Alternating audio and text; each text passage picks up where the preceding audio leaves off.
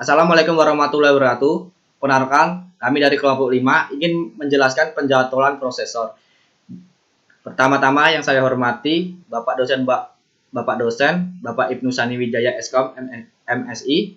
Di sini saya selaku moderator, saya akan memperkenalkan anggota kelompok 5, yaitu pertama saya sendiri Abibuddin Azhari dengan NIM 8040220227. Yang kedua Rai Putra Purba dengan NIM 804022020325. Yang ketiga Prayoga dengan NIM 8040220282. Yang keempat Muhammad Istro Sayogi dengan NIM 8040220296. Yang kelima Muhammad Ihsan Kamil dengan NIM 8040220116. Dan di sini akan dilanjutkan oleh rekan saya. Assalamualaikum warahmatullahi wabarakatuh. Perkenalkan, nama saya Muhammad Isra Sayogi dengan NIM 8040220296. Saya dari kelompok 5 akan menjelaskan penjadwalan prosesor FCFS atau yang dikenal sebagai first come first serve, yaitu penjadwalan yang paling sederhana yang mana proses yang datang terlebih dahulu akan dilayani sampai dengan proses tersebut selesai. Baiklah, di sini saya akan menjelaskan soal-soal berikut ini. Langkah pertama yang akan kita lakukan yaitu kita untuk menghitung seluruh burst time yang ada pada tabel burst time ini, dan kita mendapatkan hasil yaitu 27. Dan kita buatlah 27 Gantt chart-nya. Selanjutnya kita jalankan proses 1 yaitu dinyatakan selesai dengan start time-nya yaitu 0 dan finish time-nya yaitu 5 dan response time-nya yaitu 5. Karena untuk mencari rumus mencari response time yaitu finish time dikurang dengan arrival time dan mendapatkan hasilnya 5.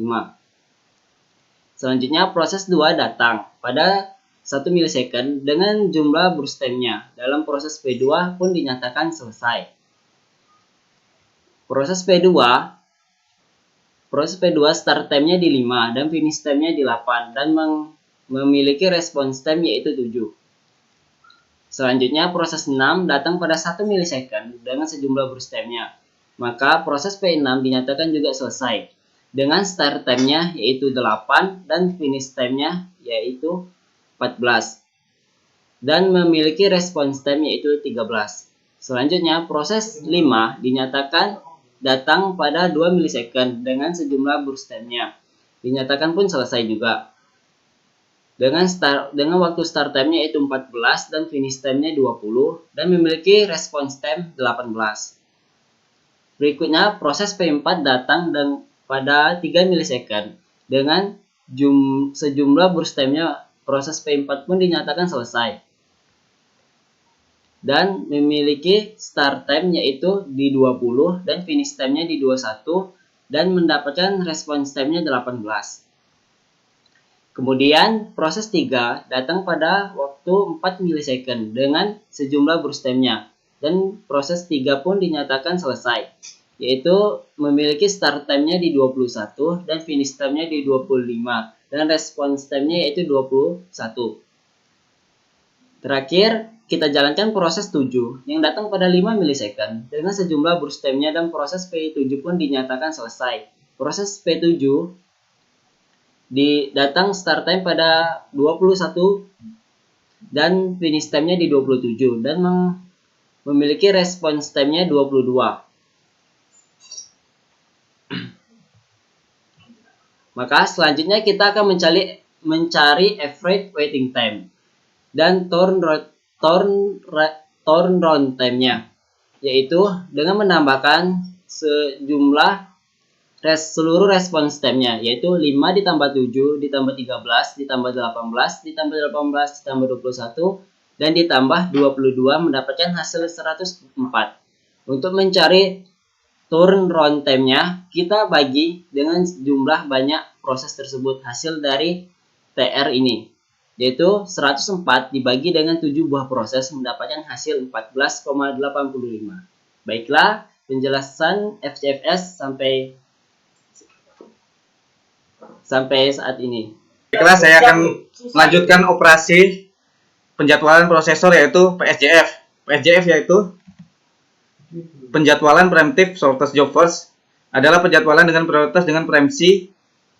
Yang jadi prioritas adalah sisa proses. Proses yang terpendek bisa didahulukan dengan cara membagikan sisa waktu proses yang sedang dilaksanakan dengan proses yang tiba. Langkah pertama, jumlahkan seluruh burst time untuk mengetahui lama proses keseluruhan. Keseluruhan yaitu 5 tambah 3 tambah 6 tambah 6 tambah 1 tambah 4 tambah 2 sama dengan 27. Maka diperolehlah lama proses keseluruhan yaitu 27. Selanjutnya buat kolom sebanyak 27 buah sama dengan hasil penjumlahan burst time seperti di bawah ini, dan tambahkan juga tabel bantu sisa proses dan perbandingan dari burst time terkecil. Berikutnya proses mulai berjalan dari P1 dengan kedatangan waktu AT sama dengan 0, maka P1 akan berjalan dan BT akan berkurang. Burst time dari P1 4. Berikutnya P1 berhenti sementara karena P2 dan P6 datang di waktu 1 ms, maka kita lakukan perbandingan BT terkecil antara P1, P2 dan P6. Karena perbandingan dari besar terkecil yaitu P6, P1, P2, maka akan mengalami suspend dan P2 akan berjalan. P2 burst time-nya 2.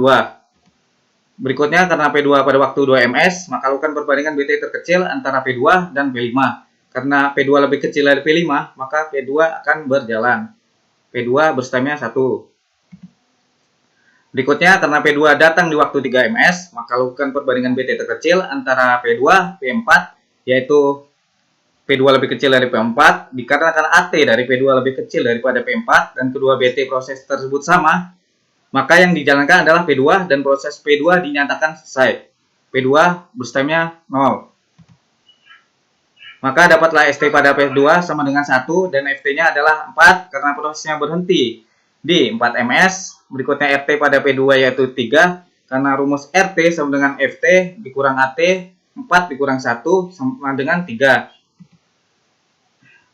Berikutnya P3 datang pada waktu 4 ms, maka lakukan perbandingan BT terkecil antara P1, P6, P5, P4 dan P3 karena perbandingan dari terbesar terkecil yaitu P5, P6, P1, P3, P4 dan P4 terkecil, maka P4 akan berjalan dan proses P4 dinyatakan selesai. P4 burst time-nya 0. Maka dapatlah ST pada P4 sama dengan 4 dan FT-nya adalah 5. Berikutnya RT pada P4 yaitu 2 karena rumus RT sama dengan FT kurang AT atau 5 kurang 3 sama dengan 2. Berikutnya P7 datang di waktu 5 ms, maka lakukan perbandingan BT terkecil antara P5, P6, P3, P1, P7 karena perbandingan terbesar sampai terkecil yaitu P5, P6, P3, P1, P7 dan yang terkecil P7, maka P7 akan berjalan dan proses P7 dinyatakan selesai. P7 burst time-nya 0. Maka dapatlah ST pada P7 sama dengan 5 dan FT sama dengan 7. Berikutnya RT pada P7 yaitu 2 karena rumus RT sama dengan FT kurang AT, 7 kurang 5 sama dengan 2. Berikutnya tinggal lanjutkan BT terkecil antara P6, P5, P3 dan P1 karena perbandingan dari besar terkecil yaitu P5, P6, P3, P1 dan terkecil yaitu P1, maka P1 akan berjalan karena walau BT-nya pada P1 dan P3 sama dan AT pada P1 lebih kecil, maka P1 akan berjalan dan dinyatakan selesai. Burst time dari P1 yaitu 0. Maka dapatlah ST pada P1 sama dengan 0 dan FT sama dengan 11. Berikutnya RT pada P1 yaitu 11 karena rumus RT sama dengan FT kurang AT atau 11 kurang 0 sama dengan 11. Berikutnya lakukan perbandingan BT terkecil antara P6, P5 dan P3 karena perbandingan terbesar terkecil yaitu P5, P6, P3 dan terkecil P3, maka P3 akan berjalan dan dinyatakan selesai. Burst time dari P3 maka dapatlah ST pada P3 sama dengan 11 dan FT sama dengan 15. Berikutnya RT pada P3 yaitu 11 karena rumus RT sama dengan FT kurang AT atau 14 kurang atau 15 kurang 11, 15 kurang 4 sama dengan 11. P3 burst time-nya 0. Berikutnya terakhir lakukan perbandingan BT terkecil antara P6 dan P5 karena P5 lebih perbandingan terbesar terkecil yaitu P5, P6 walau BT-nya memiliki nilai yang sama tapi pada AT di P5 dan P6 yang terkecilnya adalah P6 yaitu 1, maka P6 akan dijalankan dan dinyatakan selesai. P6 berstemnya 0. Maka dapatlah ST pada P6 sama dengan 15 dan FT sama dengan 21. Berikutnya RT pada P6 yaitu 20. Karena rumus RT sama dengan FT kurang AT atau 21 kurang 1 sama dengan 20. Berikutnya, jalankan proses terakhir yaitu P5 yang akan berjalan dan dinyatakan selesai. Maka dapatlah ST sama dengan 21 dan FT sama dengan 27. Berikutnya RT pada P5 yaitu 25. Karena rumus RT sama dengan FT kurang AT, 27 kurang 2 sama dengan 25. Selanjutnya mencari average waiting time TR dan turnaround time TI. TI sama dengan 11 tambah 3 tambah 20 tambah 25 tambah 11 tambah 2 sama dengan 74. RT-nya sama dengan 74 dibagi 7 sama dengan 10,57. Dan selanjutnya akan dilanjutkan oleh Repurba. Saya akan melanjutkan penjelasan dari Muhammad Iksan Kamil, yaitu penjadwalan proses NPSJF. Penjadwalan non-privative shortest job first adalah penjadwalan antrian dengan prioritas tanpa premensi Yang menjadi prioritas adalah proses yang pendek atau singkat. Semakin pendek sebuah proses, maka semakin tinggi prioritasnya. Langkah pertama, jumlahkan seluruh burstem untuk mengetahui lama proses keseluruhan, yaitu 5 tambah 3 tambah 6 tambah 6 tambah 1 tambah 4 tambah 2 sama dengan 27. Selanjutnya, buat kolom sebanyak 27 buah sesuai dengan hasil penjumlahan burstem dan kolom bantu perbandingan burstem. Berikutnya, jalankan proses yang pertama kali masuk sampai selesai, yaitu P1, maka proses P1 dinyatakan selesai. Dan burstem semua proses P1 yaitu 0. Maka dapatlah ST pada P1 sama dengan 0 dan FT-nya adalah 5. Berikutnya RT pada P1 yaitu 5, karena rumus RT sama dengan FT kurang AT, atau 5 kurang 0 sama dengan 5.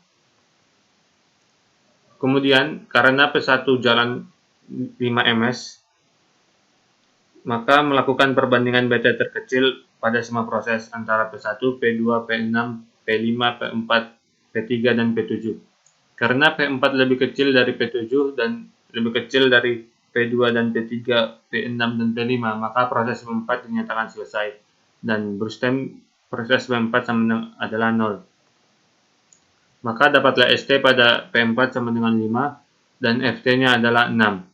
Berikutnya RT pada P4 yaitu 3 karena rumus RT sama dengan FT kurang AT atau 6 kurang 3 sama dengan 3. Berikutnya lakukan perbandingan beta terkecil antara P6, P5, P3, dan P7. Karena P7 lebih kecil dari P2, P3, P6, dan P5, maka proses P7 dijalankan dan P7 dinyatakan selesai. Dan burstemnya adalah 0. Maka dapatlah ST pada P7 sama dengan 6 dan FT-nya adalah 8. Berikutnya RT pada P7 yaitu 3 karena rumus RT sama dengan FT kurang AT atau 8 kurang 5 sama dengan 3. Kemudian lakukan perbandingan beta terkecil antara P2, P6, P5, dan P3. Karena P2 lebih kecil dari P3, P6, dan P5, maka proses P2 dinyatakan selesai dan burstemnya adalah 0. Berikutnya, maka dapatlah ST pada P2 sama dengan 8 dan FT-nya adalah 11. Dan berikutnya RT pada P2 yaitu 10 karena rumus RT sama dengan FT kurang AT atau 11 kurang 1 sama dengan 10. Berikutnya lakukan perbandingan beta terkecil antara P6, P5, dan P3. Karena P3 lebih kecil dari P6 dan P5, maka proses P3 jalan dan P3 dinyatakan selesai. Dan burstem P3 adalah 0. Maka dapatlah ST pada P3 sama dengan 11 dan FT-nya adalah 15. Berikutnya RT pada P3 yaitu 11 karena rumus RT sama dengan FT kurang AT atau 15 kurang 4 sama dengan 11. Kemudian lakukan perbandingan beta terkecil antara P6 dan P5. Karena burstem kedua proses nilainya sama, jadi mengambil arrival time terkecilnya. Karena P6 lebih kecil dari P5, maka proses P6 dijalankan dan P6 dinyatakan selesai. Dan burstem prosesnya adalah 0. Maka dapatlah ST pada P6 sama dengan 15 dan FT-nya adalah 21. Berikutnya RT pada P6 yaitu 20 karena RT sama dengan FT kurang AT atau 21 kurang 1 sama dengan 20. Berikutnya jalankan sisa proses terakhir yaitu P5 dan P5 dinyatakan selesai. Dan Bruce time-nya adalah 0. Maka dapatlah ST pada P5 sama dengan 21 dan FT-nya adalah 27. Berikutnya RT pada P5 yaitu 25 karena rumus RT sama dengan FT kurang AT atau 27 kurang 2 sama dengan 25. Selanjutnya mencari waiting time atau TR dan turnaround time atau TI. TI-nya sama dengan 5 tambah 10 tambah 20 tambah 25 tambah 3 tambah 11 tambah 3 sama dengan 7. TR-nya sama dengan 77 bagi 7 sama dengan 11. Dan kemudian akan dilanjutkan oleh saudara Prayoga. Di sini saya akan melanjutkan penjelasan dari Ray Putra Purba akan menjelaskan tentang penjadwalan prosesor HPRN. Penjadwalan High-Gauge Penalty Ratio NEC adalah penjadwalan dengan prioritas tanpa preemsi. Yang menjadi prioritas adalah besarnya rasio penalti dan pada umumnya menggunakan FIFO. Semakin tinggi rasio penalti suatu proses, semakin tinggi prioritasnya. Langkah pertama, jumlahkan seluruh burst time untuk mengetahui lama proses keseluruhan, yaitu 5 tambah 3 tambah 6 tambah 6 tambah 1 tambah 4 tambah 2, yaitu jumlahnya 27. Maka diperolehlah lama proses keseluruhan yaitu 27. Berikutnya, jalankan proses yang pertama kali masuk sampai selesainya, yaitu P1. Maka proses P1 dinyatakan selesai. Maka dapatlah ST pada P1 yaitu 0 dan FT-nya adalah 5. Berikutnya response time pada P1 yaitu 5. Karena rumus RT sama dengan FT dikurang AT yaitu 5 dikurang 0 sama dengan 5. Kemudian lakukan perbandingan rasio pada suatu proses. Karena proses P1 masuk hingga 5 ms menjadi hitung semua prosesnya. Karena P4 memiliki rasio penalti tertinggi, maka proses P4 jalan sejumlah burst time-nya dan proses P4 dinyatakan selesai. Maka dapatlah start time pada P4 yaitu 5 dan finish time-nya adalah 6.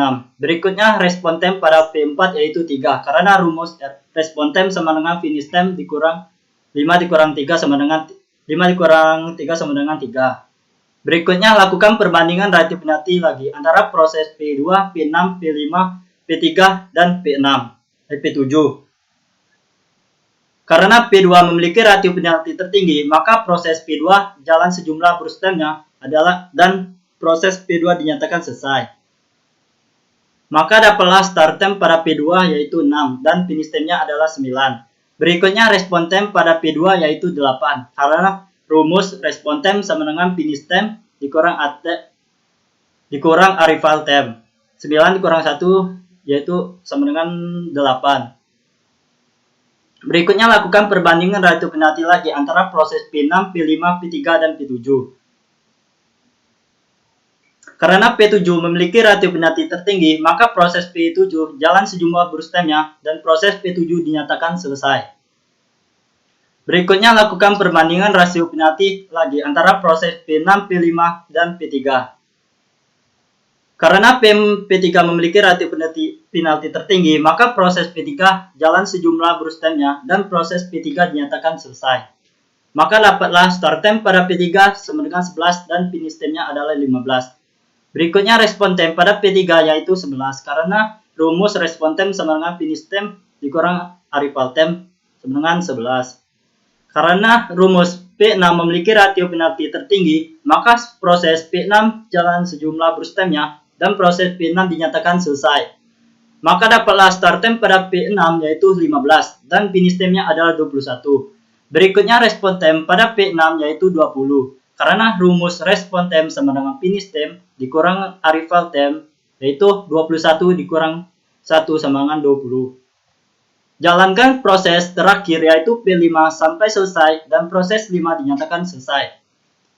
Maka dapatlah start time pada P5 yaitu 21 dan finish time-nya adalah 27. Berikutnya response time pada 5 yaitu 25 karena rumus response time sama dengan finish time dikurang arrival time. Jadi 27 dikurang 2 sama dengan 25. Selanjutnya mencari average waiting time atau TR dan turnout time atau TI. TI-nya 5 ditambah 3 tambah 20 tambah 25 tambah 3 tambah 11 tambah 6 jumlahnya 78. Dan untuk mencari TR-nya 78 dibagi 7 sama dengan 11,4. Baiklah, di sini akan dilanjutkan oleh saudara Afifuddin Azhari. Assalamualaikum warahmatullahi wabarakatuh. Perkenalkan, nama saya Afifuddin Azhari. Di sini saya akan menjelaskan penjadwalan prosesor RR atau round robin. Penjadwalan round robin adalah penjadwalan tanpa prioritas dengan preempsi secara bergiliran berdasarkan antrian tanpa prioritas. Proses melayani sejenak setiap proses tergantung berdasarkan kuantum waktunya. Langkah pertama, jumlahkan seluruh brustem untuk mengetahui lama proses keseluruhan, yaitu 5 ditambah 3 ditambah 6 ditambah 6 tambah 1 tambah 4 tambah 2 sama dengan 27. Maka diperolehlah lama proses yaitu 27. Selanjutnya, buatlah kolom sebanyak 27. Sama dengan hasil penjumlahan brustem seperti di bawah ini. Di soal ini memiliki kuantum 2, yang artinya proses akan berjalan sebanyak 2 ms dan kemudian sisanya akan mengantri lagi. Proses P1 berjalan sebanyak 5 ms. Karena memiliki kuantum 2, maka hanya akan berjalan sebanyak 2 ms saja, sisanya akan mengantri. Kemudian proses P2 berjalan sebanyak 2 ms dan sisanya 1 ms akan mengantri lagi. Kemudian proses P6 berjalan sebanyak 2 ms karena brustemnya 6 yaitu dan sisanya 4 akan mengantri lagi. Kemudian proses P5 berjalan sebanyak 2 ms dan sisanya 4 yaitu akan mengantri pada proses berikutnya. Kemudian proses P4 berjalan sebanyak 1 ms. Karena brustemnya hanya 1, maka proses P4 akan langsung habis. Proses P4 selesai, maka bisa diketahui yaitu start time-nya 8 dan finish time-nya yaitu 9. Selanjutnya respon time-nya didapat RT sama dengan FT kurang AT yaitu 6. Berikutnya proses P3 berjalan 2 ms karena brustemnya 4, maka sisanya 2. Akan mengantri lagi.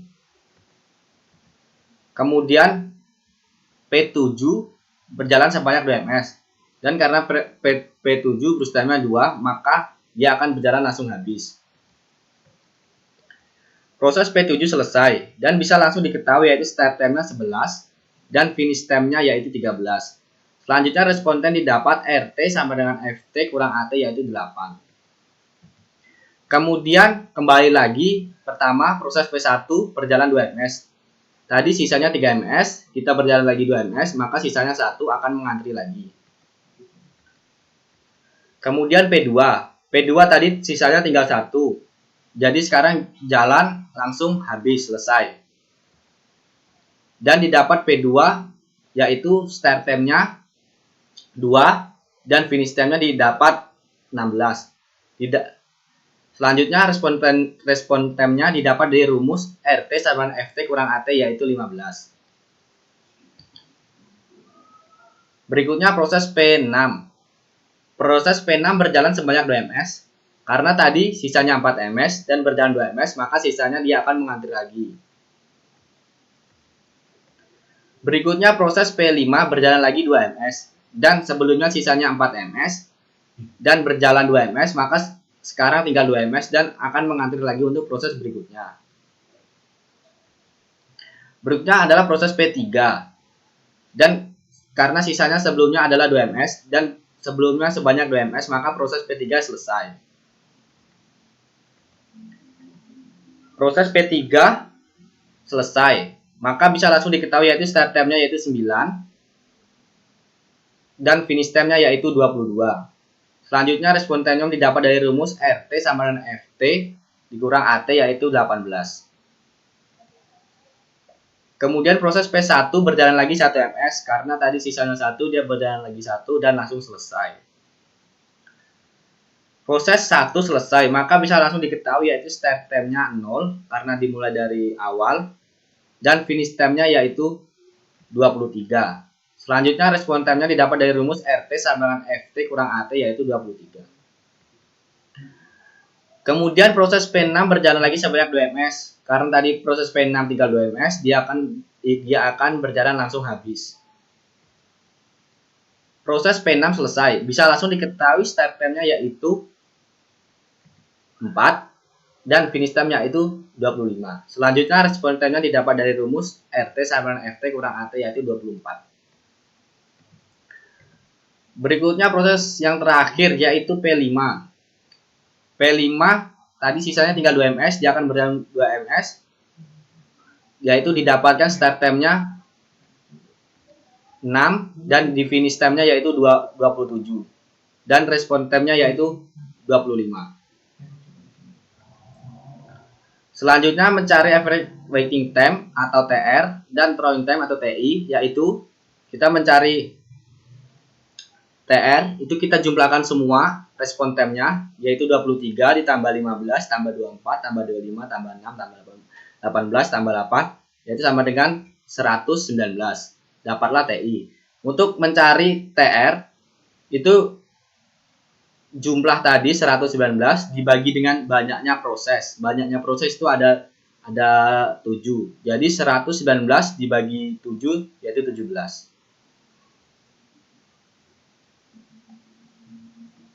Kesimpulan dari kelompok kami, menurut kelompok kami, setelah melihat dan mencoba simulasi penjawatan prosesor, dapat kami simpulkan bahwa FCFS yaitu 14,85, PSJF yaitu 10,57, NPSJF yaitu 11, HPRN yaitu 11,4, RR yaitu 17. Simulasi PSJF adalah simulasi yang paling efektif dan cocok dalam proses penjadwalan. Karena pada proses PSJF dalam mengeksekusi suatu proses yang melakukan perbandingan terlebih dahulu. Mana proses yang memiliki sisa burst time atau BT terkecil, maka akan didahulukan. Sehingga membuat hasil TR waktu keseluruhan paling kecil atau paling singkat dibandingkan dengan metode yang lainnya. Proses penjadwalan yang efektif selanjutnya adalah NPSJF dan HPRN. Karena hasil waktu keseluruhan hanya memiliki perbandingan waktu kecil dengan PSJF. Dan yang kurang efektif untuk diketahui adalah metode penjadwalan FCFS dan round robin. Karena waktu totalnya punya cukup tinggi dan dibandingkan dengan PSJF. Sekian dari kelompok kami. Apabila ada tutur kata yang salah, mohon maaf. Saya akhiri, wabillahi taufik walhidayah. Wassalamualaikum warahmatullahi wabarakatuh.